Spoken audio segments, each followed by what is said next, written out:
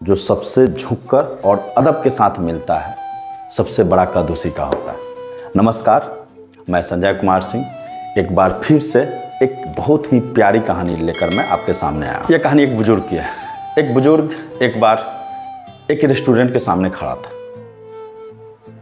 उसके जूते फटे हुए थे, कपड़े पुराने थे और एक जैकेट भी मैला कुचैला पहने हुआ उस रेस्टोरेंट के सामने खड़ा था। जैसे तैसे उसने अपने छड़ी के सहारे रेस्टोरेंट के अंदर प्रवेश किया। रेस्टोरेंट अंदर से वाकई बहुत ही भव्य और विशाल था। उसके अंदर जो लोग बैठे हुए थे वह धनाढ़ ग्रुप के थे, एलीट क्लास के थे, जिससे बुजुर्ग ने अपने आप को सबों से अलग पाया। उस बुजुर्ग पर किसी वेटर ने ध्यान नहीं दिया, लेकिन कहीं दूर एक यंग लड़का जो नया नया वहाँ पे वेटर बना था, उसकी नज़र उस पर पड़ी। वह दौड़ा दौड़ा उस बुजुर्ग के पास आया और उसने बुजुर्ग से कहा, जय अंकल, मैं आपकी क्या सेवा कर सकता।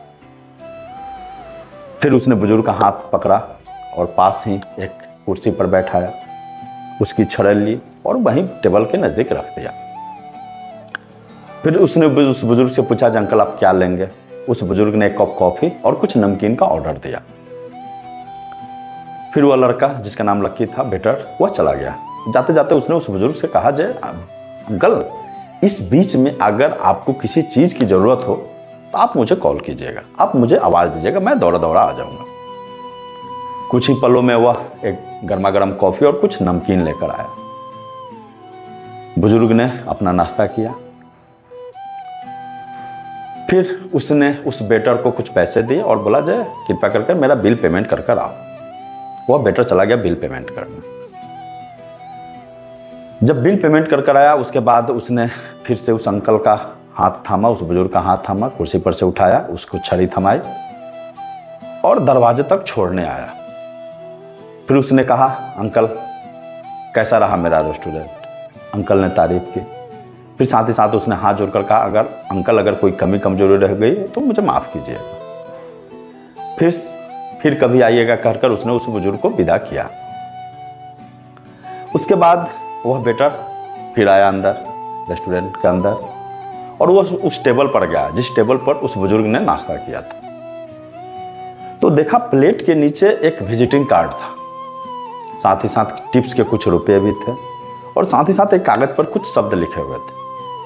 उसने उस शब्द को पढ़ा।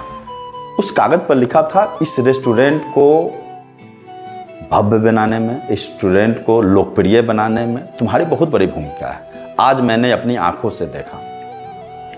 साथ ही साथ उस प्लेट के नीचे एक लिफाफा भी था। लिफाफा में एक प्रमोशन लेटर था। उस लड़के ने जब वो प्रमोशन लेटर पढ़ा तो उसकी आंखों से आंसू आ गए। वह दौड़ा दौड़ा उस दरवाजे तक पहुंचा और जैसे ही दरवाजा खोलकर बाहर देखा तब तक वह बुजुर्ग जा चुका था। दरअसल वह बुजुर्ग और कोई नहीं, उस रेस्टोरेंट का मालिक था और वह भेष बदलकर अपने रेस्टोरेंट का निरीक्षण करने आया था। अच्छा, इस कहानी से हमको सबक क्या मिलता है? इस कहानी से हमको दो सबक मिलता है। पहला, किसी के फटे कपड़े, फटे जूते, मैले कपड़े से उस इंसान के व्यक्तित्व के बारे में पता नहीं लगाया जा सकता, उससे उस इंसान का एनालिसिस नहीं किया जा सकता।